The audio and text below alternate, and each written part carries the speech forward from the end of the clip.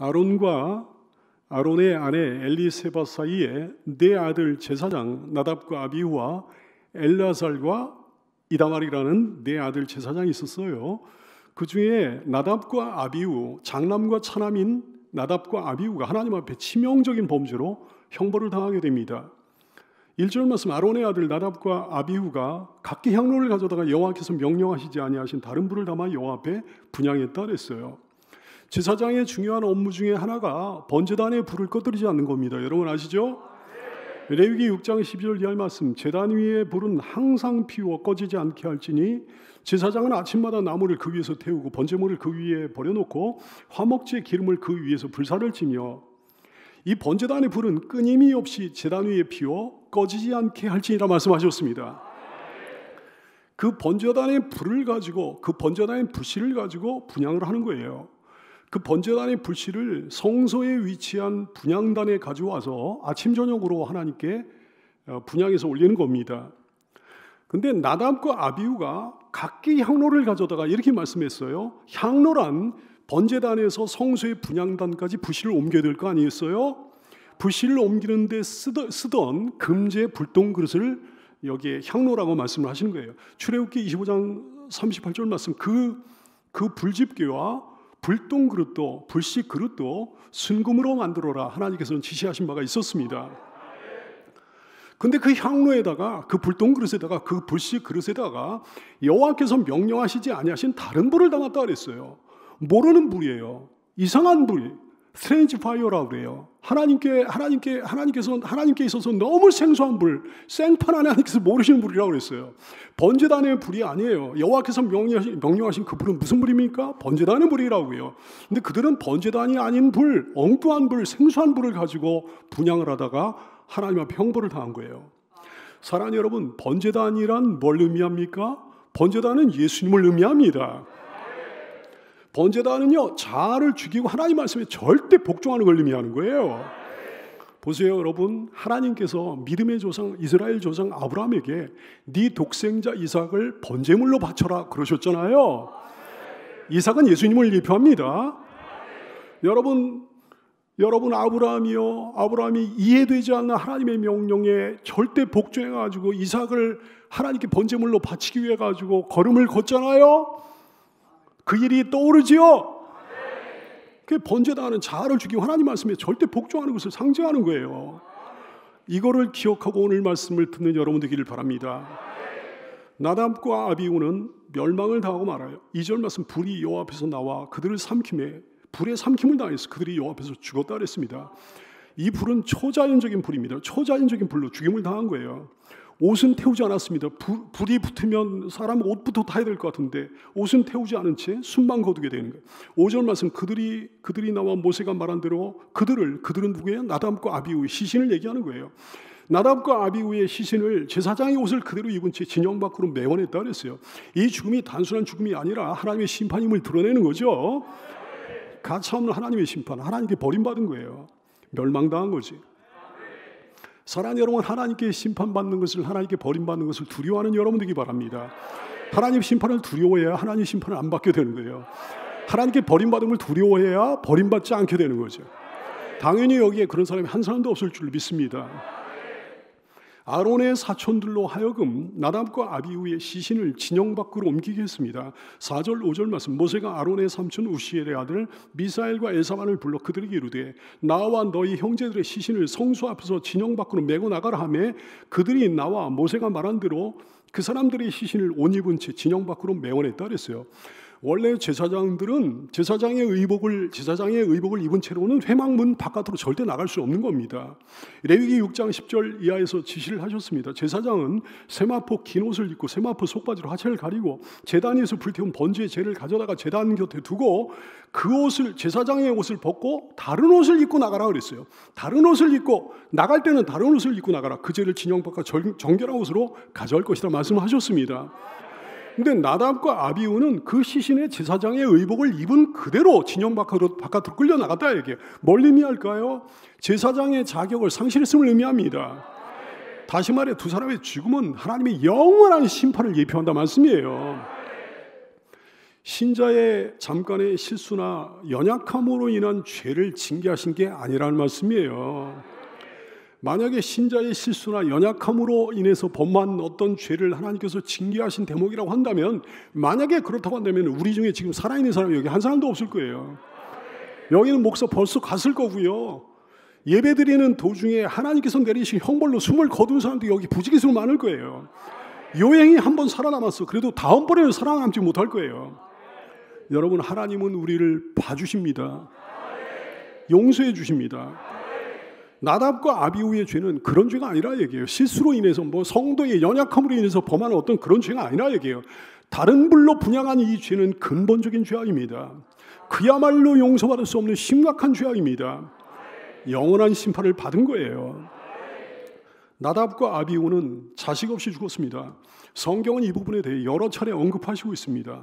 민수기 3장 4절 말씀, 나답과 아비후는 시내 광야에서 여호와 앞에 다른 불을 들이다가 여호와 앞에서 죽어 자식이 없었으며 엘라살과 이다말이 삼남과 사남인 아론의 삼남과 사남인 엘라살과 이다말이 그의 아버지 아론 앞에서 제사장의 직분을 행하였더라 그랬어요. 역대상 24장 2절 말씀, 나답과 아비후가 그들의 아버지보다 먼저 죽고 그들에게 아들이 없으므로 엘라살과 이다말이 제사장의 직분을 행하였더라 말씀하십니다. 당시의 제사장에게는 제사장 직분을 이어나갈 아들이 정말 중요한 거거든요. 근데 자식이 없어가지고 제사장 직무에서 영원히 배제된 거예요. 이스라엘 족보 자체에서 영원히 배제된 거예요. 얼마나 끔찍한 일입니까? 얼마나 무서운 일입니까? 얼마나 무서운 심판이에요. 사랑하는 여러분, 다른 불로 분향하지 마십시오. 영원한 영적 이스라엘의 족보에서 배제된 사람이 한 사람도 없게 되기를 축원합니다. 거기에 여러분의 이름이 있는 줄 믿습니다. 왜 나답과 아비후는 다른 불, 이상한 불을 담아 분향을 했던 걸까요? 아마도 독주를 마셔 취한 것 같아요. 레위기 10장 8절 9절 말씀하시면 여호와께서 아론에게 말씀하여 이르시되 너와 네 자손들이 회막에 들어갈 때는 포도주와 독주를 마시지 말라. 이 사건이 벌어진 다음에 하나님께서 모세에게 지시를 하시는 거예요. 아론에게 지시를 하시는 거예요. 포도주와 독주를 마시지 말라. 그리하여 너희 죽음을 면하라. 이는 너희 대대로 지킬 영원한 규례라 말씀하셨습니다. 이 독주가 뭘 의미하는가는 조금 이따 다시 한번 나옵니다마는, 사랑하는 존귀한 주님의 제사장들이여 일평생 독주를 마셔 취하는 일이 없게 되기를 축원합니다. 영광의 그날, 축제의 그날에 조심해야 되는 거예요. 나답과 아비후가 다른 불로 분향하다가 죽은 그날은 어떤 날이었습니까? 영광의 날이었습니다. 축제의 날이었습니다. 성막이 완성되고 나서, 성막이 완공되고 나서 제사장 임직식이 마쳐진 거예요.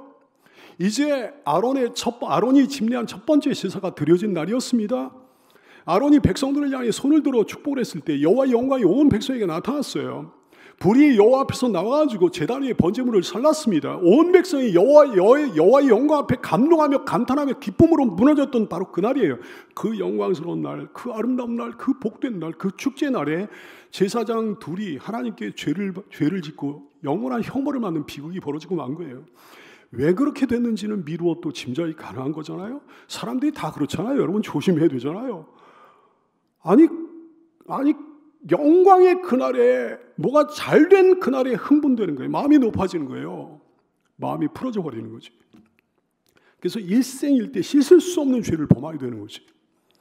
고난을 이겨내는 그리스도인이 100명이라면 성공과 번영을 이겨내는 그리스도인은 1명에 불과합니다. 여러분, 이 사실을 잊지 말고 그때를 조심하기 바랍니다. 그때를 경계하기 바랍니다. 그때 더 마음을 다져야 되는 거예요. 그때 더 허리띠를 동여매야 되는 거라고요. 오늘 사건을 가만히 보니까 범죄의 시너지 효과가 있었다는 것을 알게 됩니다.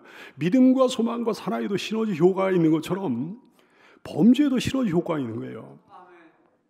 여러분 생각해 보시라고요. 나답과 아비후 이 두 사람이 갑자기 동시에 동일한 생각을 가졌던 걸까요? 동시에 다른 불로 제사하기로 동시에 동일한 생각이 들었던 걸까요? 갑자기 동시에 하나님의 법을 어기려는 악한 생각이 동시에 들었던 걸까요? 그렇지 않을 거예요. 충분히 미루어 짐작이 가능합니다. 한 사람에게서 스멀스멀 일어난 어떤 생각이 다른 사람에게 전염됐을 거예요. 마음을 합친 이 두 사람이 마음을 합친 용기가 났을 거예요. 혼자였으면 절대 못했을 범죄를 담대히 둘이서 하게 됐을 거예요. 사랑하는 여러분, 누구와 함께하나, 누구 곁에 있나, 이것이 엄청나게 중요합니다. 누구와 함께하느냐에 따라 살 수도 있고 죽을 수도 있는 거예요. 누구와 함께 있느냐에 따라 영광을 얻을 수도 있고 치욕을 당할 수도 있는 거예요. 누구와 함께 할 겁니까? 여러분, 누구 옆에 있습니까?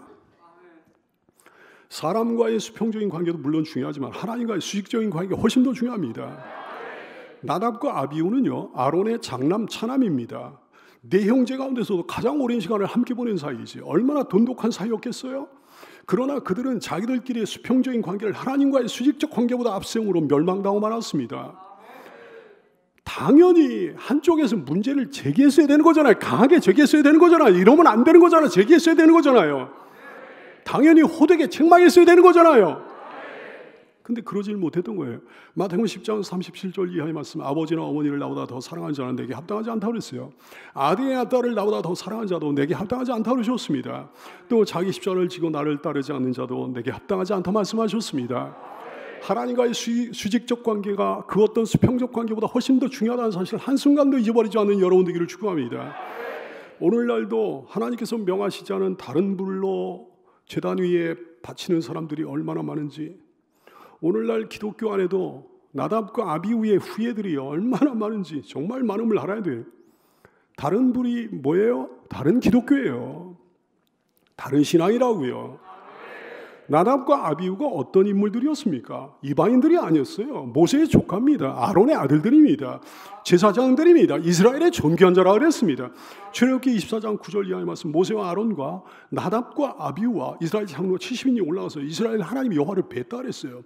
하나님의 발 아래는 청옥을 편뜻하고 하늘같이 청명하더라. 하나님이 이스라엘의 존귀한 자들이라고 했어요. 나답과 아비후도 이스라엘의 존귀한 자들이었던 거예요. 이스라엘의 존귀한 자들에게 손을 대지 아니하셨고 그들은 하나님을 뵙고 먹고 마셨더라 그랬어요. 하나님을 뵙고 먹고 마셨던 사람들이었습니다. 오늘 말씀을 통해 불신자들의 죽음을 말씀하는 게 아니라 얘기해요. 불신자들의 멸망을 말씀하는 게 아니라 얘기해요. 신자의 멸망을 말씀하는 거예요. 이스라엘의 존귀한 자의 멸망에 대해 말씀하는 거라고요. 오늘 제사장들의 육적인 죄에 대해 말씀하시는 게 아닙니다. 이 사람들이 무슨 육적인 죄를 범했습니까? 육적인 죄에 대해 말씀하시는 게 아니에요. 절대로 그렇지 않아요. 영적인 죄에 대해 말씀하시는 거예요. 그들이 다른 짓 하다가 죽었냐 얘기해요. 세상적인 죄, 육신적인 죄를 범하다가 죽었냐 얘기해요. 그렇지 않습니다. 나름대로 하나님이 섬기다가 죽었습니다. 나름대로 제사장 사명을 감당하다가 죽었습니다. 섬기다가 제사하다가 예배하다가 멸망당했다고요. 사랑하는 여러분 잘 들으세요. 다른 기독교란 하나님께서 절대 인정하지 않는다는 사실을 깨닫는 여러분 되기 바랍니다. 다른 신앙, 다른 복음은 없다 얘기해요. 다른 기독교, 다른 신앙은 형벌을 면치 못할 줄로 깨닫는 여러분 되기를 축복합니다. 다른 기독교가 뭐예요? 하나님을 경홀히 여기는 거예요. 설마 이 정도 가지고 벌하시겠어? 이 정도 가지고 뭔 문제가 되겠어? 그랬던 거지. 하나님을 경홀히 여기는 거예요. 우습게 여기는 거지. 나답과 아비후는 어렸을 때 애굽에서 자랐던 인물들입니다. 어렸을 때 애굽의 제사를 곁에서 많이 지켜봤던 인물들이에요. 애굽의 제사를 어렸을 때 곁에서 지켜보고 자랐던 나답과 아비후. 어렸을 때 보니까요, 애굽의 제사장들은 막 제사 지낼 때 대충 지내는 거야. 편의에 따라 가지고 예배를 집례하는 거예요. 그래도 그들에게 별일 없었습니다. 애굽의 제사장들이 별다른 없었습니다. 당연한 일이지. 애굽에 뭐 신들이 있습니까? 애굽의 신들은 가짜 신들이니까, 죽은 신들이니까 아무 일 없었던 거예요. 그래가지고 살아계신 하나님을 섬길 때 그들은 애굽의 제사장들을 따라 그렇게 섬기다가, 그렇게 애굽의 제사장들 따라 하나님을 경홀히 여기다가 하나님께 멸망을 당한 거예요. 사랑하는 여러분, 하나님 경홀히 여기지 마십시오. 하나님 경홀히 여기는 신앙은 다른 신앙이에요. 다른 기독교예요. 다른 불이에요. 하나님을 경홀히 여기는 사람은 교회 아무리 다녀도 신자가 아니라는 사실을 깨닫는 여러분 되기 바랍니다. 하나님을 경외하는 사람만 참된 신자라 얘기해요. 오직 그분을 제단 위에 바치는 여러분 되기 바랍니다. 하나님을 경홀히 여기지 말자고요. 하나님을 경외하고 또 경외하는 우리가 되기를 소원합니다. 다른 기독교가 뭡니까? 인본주의입니다.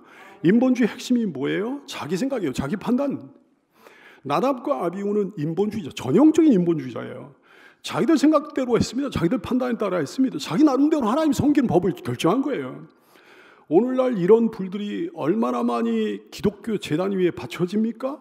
말씀 위에 자기 생각이 있는 거예요. 자기 생각 아래에 말씀이 있는 거예요. 결국 하나님 위에 지가 서는 거죠. 성경을 자기 편의에 따라 변질시킵니다. 성경을 대중의 입맛에 따라 변질시킵니다. 성경을, 하나님의 말씀을 세상 풍조에 따라 변질시킵니다. 하나님의 말씀을 시대적 사조와 경향에 따라 변질시켜요. 하나님의 말씀을 사회주의 이념과 사상에 따라 변질시켜요. 하나님의 말씀을 다수결에 따라, 하나님의 말씀을 민주주의에 따라 변질시킵니다. 하나님의 말씀을 사람들의, 세상 사람들의 인기와 지지와 칭찬에 따라 변질시켜요. 비난 안 받는 길로만 가려고 그러는 거예요. 사랑하는 성도들이여, 오직 그분을 제단 위에 바치는 성도가 되기 바랍니다. 아무리 시대에 뒤떨어져 보여도, 아무리 촌스러워 보여도 오직 성경대로 해야 되는 거예요. 말씀대로 신앙해야 되는 거예요. 다른 불, 다른 기독교가 뭐예요? 종교다원주의입니다. 만인구원론입니다. 범신론이라고요. 다른 종교인들이 하나 세상 사람들이 이런 걸 주장하는 걸 얘기하는 게 아니에요. 기독교 안에 이런 소름 끼치는 영적 바이러스가 만연해 있다 얘기지. 종교다원주의, 만인구원론, 범신론 이런 거 말이죠. 갈라디아 1장 6절 이하에서 그러셨어요. 그리스도의 은혜로 너희를 부르신 이를 이같이 속히 떠나 다른 복음을 따르는 것을 내가 이상하게 여기노라. 다른 복음은 없나니 다만 어떤 사람들이 너희를 교란하여 그리스도의 복음을 변하게 하려 함이라. 그러나 우리나 혹은 하늘로부터 온 천사라도 우리가 너에게 전한 복음 외에 다른 복음을 전하면 저주를 받을지어다. 또다시 강조합니다. 우리가 전에 말해야 할 거예요. 내가 지금 다시 말하노니 만일 누구든지 너희가 받은 것 외에 다른 복음을 전하면 저주를 받을지어다. 사도행전 4장 11절 이하의 말씀. 이 예수는 너희 건축자들이 버린 돌로서 진모퉁이의 머릿돌이 되었느니라.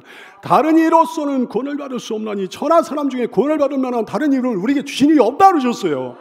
오직 예수예요. 오직 그분을 제단 위에 바치는 여러분이 되기를 바랍니다. 예수 천국, 불신 지옥이라고 해요. 오직 예수, 오직 보혈, 오직 십자가예요. 다른 불, 다른 기독교가 뭡니까? 편의주의 예배요. 이제 이런 시대를 누가 배후에서 조종한 거예요? 사탄이 조종한 거잖아요. 뭐 비대면 시대로, 비대면 시대로 만들어가지고 이제 메타버스를 갖다가 현실화시키고자 합니다. 메타버스 시대로 구현하고자 합니다.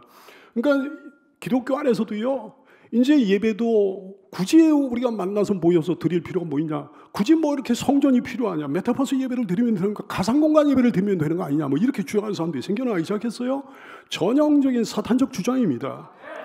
잘 들으세요. 사탄은 주님을 섬기지 말라고 얘기하지 않습니다. 편하게 섬기라고 합니다.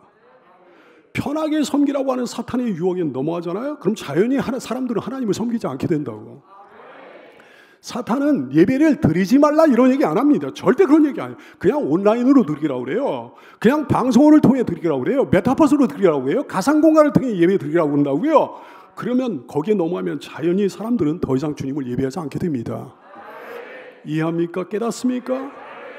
히브리서 10장 23절 이하에서 그러셨어요. 또 약속하신 이는 미쁘시니 우리가 믿는 도리의 소망을 움직이지 말고 굳게 잡고 서로 돌아보아 사랑과 선행을 격려하라 그랬어요. 메타버스 공간을 통해 가지고 뭘 서로 돌아보고 사랑을 어떻게 격려해, 선행을 어떻게 격려하냐. 이게 가상 공간을 통해 가지고 만난 사람들이 무슨 사랑과 선행을 격려합니까? 서로 어떻게 돌아보냐. 이게 모이기를 피하는 어떤 사람들이 습관같이 하지 말고 오직 권하여 그날이 가까울수록 더욱 그리하자 그러셨어요. 우리가 진리를 아는 지식을 받은 후 짐짓죄를 범한 즉 다시 속죄하는 치사가 없고 오직 무서운 마음으로 심판을 기다리는 것과 대적하는 자를 태울 맹렬한 불만이 있다 경고하셨습니다. 오직 그분을 제단 위에 바치는 여러분 되기 바라요. 그날이 가까움을 볼수록 주님을 사모하며 성소에 모여 예배드리기를 즐거워하고 기뻐하고 사모하는, 그리워하는, 기뻐하는, 즐거워하는, 붙들고 늘어지는 여러분 되기를 축원합니다. 다른 불, 다른 기독교의 유혹이 말도 못해요. 사탄은 얼마나 집요한지 몰라요. 마귀는 집요합니다. 사탄은 집요합니다. 하나님이 지정하신 그분을 어떻게 해서든 교회에게서 뺏어가고자 하는 거예요. 제사장의 손에서 뺏어가고자 하는 거예요. 그분을 뺏어가고자 하는 거예요. 어떻게든 다른 불을 지어주고자 하는 거지. 여러분이요, 오직 그분을 제단 위에 바치는 여러분 되기 바라요. 나답과 아비후에게서 교훈을 받는 성도가 되기를 바랍니다. 나답과 아비후의 후예가 여기 한 사람도 없게 되기를 축원합니다. 하나님의 심판 앞에 그 아버지 아론의 태도가 놀랍습니다. 모세가 아론의 두 아들이 심판받은 이유에 대해서 말씀하는 거예요. 3절 말씀, 모세가 아론에게 이르되 이는 여호와의 말씀이라. 이르시기를 나는 나를 가까이 하는 자 중에서 내 거룩함을 나타내어 있고 온 백성 앞에서 내 영광을 나타내려 하셨느니라 그랬어요. 네 아들 나답과 당신의 아들 나답과 아비후는 이런 제사장들이 아니었다는 거지. 제사장은요, 하나님을 가까이 하는 자라 그랬어요. 근데 나답과 아비후는 그런 사람들이 아니었다는 거예요. 예수님의 보혈로 날마다 정하게 되어 주를 가까이 하는 제사장 되기를 축복합니다. 하나님은 제사장 가운데서 하나님의 거룩하심을 나타내신다 그랬어요. 근데 나답과 아비후는 그런 제사장들이 아니었다 그러신 거예요. 주의 거룩하심을 나타내는 제사장 되기 바랍니다. 또 뭐라고 하시는 거 아니에요? 제사장을 통하여 온 백성 앞에서 하나님의 영광을 나타내신다 그랬어요. 근데 나답과 아비후는 그런 제사장이 아니었다는 거지. 주의 영광을 나타내는 제사장 되기를 축복합니다. 아론의 태도는 어떠했나요? 3절 말씀에 보니까 놀랍잖아요. 아론이 잠잠했다 그랬어요. 너무 놀라운 태도예요. 단 한마디 애도의 말도 하지 않습니다. 눈물을 흘리거나 울지 않습니다. 한숨조차, 단식조차 내지 않습니다. 갑작스레 두 아들을 잃어버린 슬픔과 아픔을 신앙으로 억제하는 거예요. 신앙으로 절제하는 거예요. 하나님의 공의를 인정하는 거죠. 제사장에 있어 제1순위 하나님이라는 것을 드러내는 거죠. 제1순위가 나답과 아비후 자기 아들들이 아니라 하나님이라는 걸 드러내는 거지. 아들들의 죄에 동조하지 않는 거죠. 시편 39편 9절 내가 잠잠하고 입을 열지 아니하면 주께서 일을 행하시는 까닭이냐 그랬어요. 이것이 여러분의 고백인 줄로 압니다. 모세를 통한 하나님의 명령이 이거예요. 두 사람의 죽음을 애도하지 말라 그랬어요. 6절 말씀 모세가 아론과 그의 아들 엘라살과 이다말에게 이르되 너희는 머리를 풀거나 옷을 찢지 말라. 그리하여 너희가 죽음을 면하고 여호와의 진노가 온 회중에게 미치면 면하게 하라 그랬어요. 고대 근동 지역의 풍습을 여러분 아시잖아요. 가족이 죽었을 때 뭐 극도의 슬픔을 나타낼 때는 머리를 풀어헤치거나 옷을 찢어가지고 그 슬픔을 드러냅니다. 하지만 제사장들은 그러면 안 되는 거예요. 머리에 쓴 제사장의 관을 벗어가지고 머리를 헝클어뜨리면 안 되는 거예요. 더욱이 제사장의 의복을 찢다니 이건 금기사항 중에 금기사항이죠. 게다가 이 죽음은 하나님의 의로운 진노였잖아요. 의로운 심판으로 인한 죽음이었잖아요. 그러므로 애도를 표하면 안 되는 거예요. 하나님과 동일한 마음을 갖고 있다면 애도하지 않을 겁니다. 하나님과 다른 마음을 가지고 있다면 당연히 슬퍼하며 애도하며 난리가 날 거예요. 민수기 25장 5절 이하의 말씀 모세가 이스라엘 재판관들에게 이르되 너희는 각각 바알볼에게 가담한 사람들을 죽여라 그랬거든요. 이것이 하나님 뜻이었거든요. 하나님 마음이었거든요. 그랬더니 이스라엘 자손의 온 회중이 회막문 앞에서 엉엉 울었다 그랬어요. 하나님의 마음과 그들 마음은 다른 거죠. 하나님의 마음과 다른 마음을 가지고 있는 거예요. 하나님의 뜻과 다른 뜻을 가지고 있는 거죠. 사랑하는 여러분, 하나님과 동일한 마음을 가지고 있는 여러분인 줄 믿어요. 제사장들은 나답과 아비후의 장례에 참여하지 말라 그러셨어요. 7절 말씀 여호와의 관유가 너에게 있은즉 너희는 회막문에 나가지 말라. 그리하면 죽음을 면하리라. 그들이 모세 말대로 했다 그랬어요.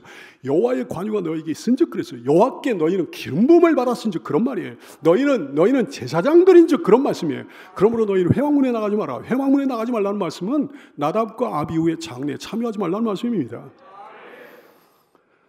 과연 우리는 여기는 종은 그래요. 여러분도 아마 그럴 겁니다. 주변 사람들의 다른 기독교에 분노한 마음이 있어요.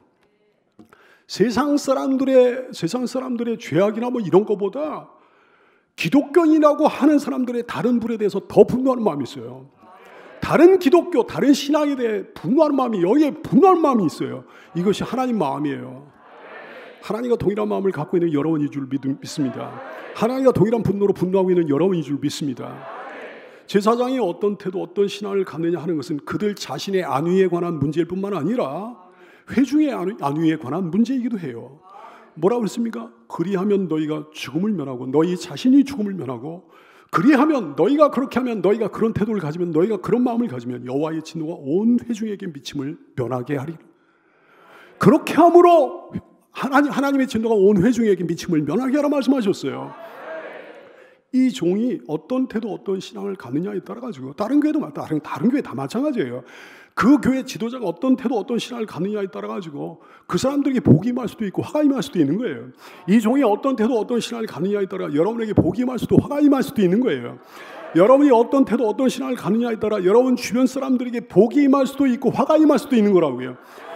제사장적 사명을 가지고 행하는 여러분 되기 바랍니다.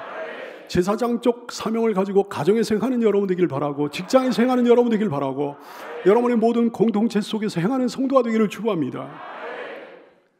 오직 하나님의 진노에 대해 하나님의 심판에 대해 슬퍼라 그러셨어요. 6절 말씀 오직 너희 형제 이스라엘 온 족속은 여호와께서 치신 불로 말미암아 슬퍼할 것이라 그랬어요. 잘못 번역된 성경이 꽤 있습니다. 뭐라고 번역을 해놨는 거 아니? 일반 백성들, 제사장을 제외한 일반 백성들은 나답과 아비후의 죽음을 애도해야 되는 것으로 그렇게 번역해놨어요. 하나님 말씀의 뜻은 그게 아니에요. 여호와께서 치신 불로 말미암아 슬퍼하라 그랬어요. 무슨 말씀인가 하니 여호와의 심판으로 말미암아 슬퍼하라 그런 말씀입니다. 예수님의 슬픔입니다. 예수님의 눈물입니다. 누가복음 19장 41절 이하에 보면 예루살렘 성에 가까이 오사 예루살렘 성을 보시고 우셨다 그랬어요. 왜 우신 거예요? 그 성에 임할 하나님의 심판을 생각하면서 우신 거예요. 이르시되 너도 오늘 평화에 관한 일을 알았더라면 좋을 뻔하였거니와 지금 내 눈에 숨겨졌도다. 날이 이를지라 내 원수들이 토돈을 쌓고 너를 둘러 사면으로 가두고 또 너와 및 그 가운데 있는 내 자식들 땅에 메어치며 돌 하나도 돌 위에 남기지 아니하리니 이는 내가 보살핌 받느라 알지 못함을 이남이라. 그러면서 하나님의 심판, 그들에게 임할 하나님의 심판을 슬퍼하면서 우신 거예요. 말 안 듣지 않는 세대를 보면서 하나님의 마음을 생각하며 하나님의 슬픈 마음, 하나님의 아픈 마음을 생각하며 우신 거죠. 사랑하는 여러분, 여호와께서 신불로 말미암아 슬퍼하는 여러분 되기 바랍니다. 예수님의 눈물로 슬퍼하는 성도가 되기를 축원합니다. 하나님 섬길 때, 하나님 앞에 나갈 때 독주를 마시지 말라 그러셨어요. 8절 9절 말씀, 여호와께서 아론에게 말씀하여 이르시되 너와 내 자손들이 회막에 들어갈 때 포도주나 독주를 마시지 말라. 그리하여 너희 죽음을 면하라. 이는 너희 대대로 지킬 영영한 규례라 말씀하셨습니다. 독주에 대해 하나님께서는 경고하십니다. 잠언서 23장 31절 이하의 말씀, 포도주는 붉고 잔에서 번쩍이며 순하게 내려간다 그랬어요. 너는 그것을 보지도 말자다 그랬어요. 보면 유혹을 당하니까. 그것이 마침내 뱀같이 물 것이요 독사같이 쏠 것이며 또 내 눈에는 괴이한 것이 보일 것이며 내 마음은 구부러진 말을 할 것이며 술 취하면요 너는 바다 가운데 누운 자가 될 것이요 돛대 위에 누운 자가 될 것이며 네가 스스로 말하여 사람이 나를 때려도 나는 아프지 않냐고 나를 상하게 하여도 내게 감각이 없도다. 내가 언제나 깰까 다시 술 찾겠다. 이렇게 하면서 술을 찾게 되고 독주에 취하게 되고 사람이 이성이 마비가 돼가지고 온갖 죄를 범하게 될 거다 말씀하시는 거지. 사람의 정신을 혼미케 하는 거예요. 정상적으로 생각하고 판단하는 것을 막는 거예요. 방해하는 거예요. 육적 본성을 드러내게 하는 거죠. 이 독주는 술만을 의미하는 게 아니라는 사실을 알아야 되겠습니다. 사람을 비이성, 몰상식, 반지성 상태로 몰아가는 사탄의 모든 괴계와 유혹이 다 독주예요. 인본주의 바이러스에 감염되잖아요. 그럼 정상적으로 사고를 못해요. 비성, 몰상식에 빠집니다. 반지성 상태가 돼버리는 거예요. 사랑하는 여러분이요, 정부나 언론이나 온갖 기관들을 하나님같이 신뢰하면 되겠습니까? 하나님같이 신뢰하면 되겠느냐 이게요.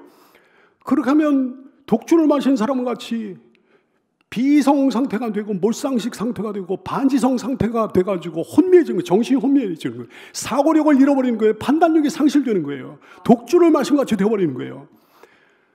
사랑하는 성도들이요, 독주를 멀리하십시오. 마시지 말고 손대지 마십시오. 취하지 않은 여러분 되기를 바랍니다. 말씀은 헬라어로 로고스예요. 로고스는 이성입니다. 말씀을 갖고 있는 사람만 이성이 있는 거예요. 세상의 학자들이 아무리 유능한 학자가 있어도 말씀 밖에 빗나가 있으면 그 사람 비성의 사람이에요. 반지성의 사람이에요. 몰상식의 사람이에요. 말씀에서 빗나간 게 비성이라고 해요. 말씀에서 빗나간 게 몰상식이라고 해요. 말씀에서 빗나간 게 반지성이라고 해요. 말씀에 어긋나는 모든 것, 말씀에 반대하는 모든 것, 말씀을 혼미케 하는 모든 것이 다 독주임을 알아서 제사장들이여 그 독주를 멀리하시기 바랍니다. 독주를 마시지 말기 바랍니다. 독주에 손대지 말기 바랍니다. 독주에 취하지 않는 여러분 되기를 축복합니다. 그래야 거룩한 것과 속된 것을 제대로 분별할 거라고 말씀하셨어요.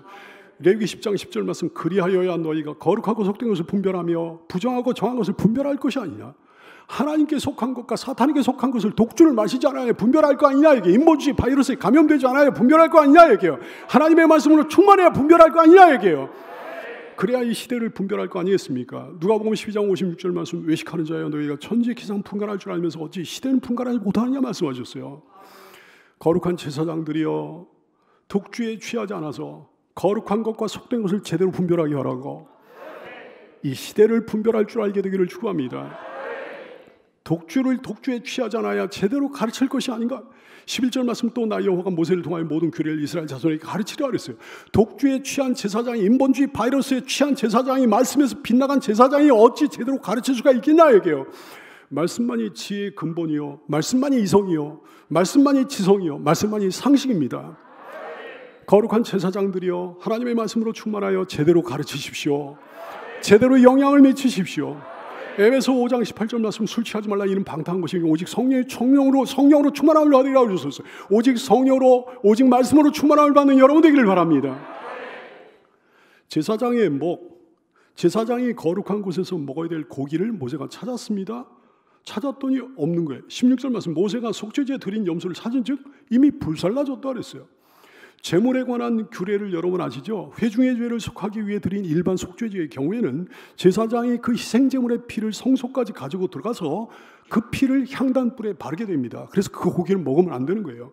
하지만 아론과 그 아들들이 제사장으로 첫 번째 예배를 드린 이날 회중을 정결케 하려고 드린 속죄제물은 그 희생제물의 피를 성소에 드리고 가지 않았어요.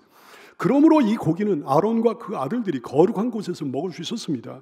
그러니까 모세는 지금 그 고기를 찾았던 거예요. 18절 말씀, 그 피는 성소에 들여오지 아니하는 것이었으니 그 제물은 너희가 내가 명령한 대로 거룩한 곳에서 먹었어야 했을 것이니라. 근데 왜 먹지 않았냐? 그 고기는 다 불살라버렸다 얘기해요. 왜 먹지 않았냐? 이 모세가 분노하는 거예요. 레위기 10장 16절 이하의 말씀, 그가 아론의 남은 아들 엘라살과 이다말에게 노하여 이르되 이 속죄제물은 지극히 거룩하거늘 너희가 어찌하여 거룩한 것을 먹지 아니하였느냐? 이는 너희로 회중의 죄를 담당하여 그들을 위하여 여호와 앞에 속죄하려고 하고 너에게 주신 것인데 왜 안 먹고 불태웠느냐? 그래. 제사장들이 희생제물로 바쳐진 고기 중에 자기 몫을 먹는 것이 중요합니다. 왜 이렇게 중요합니까? 첫째는 그게 하나님의 율법이니까 중요한 거예요.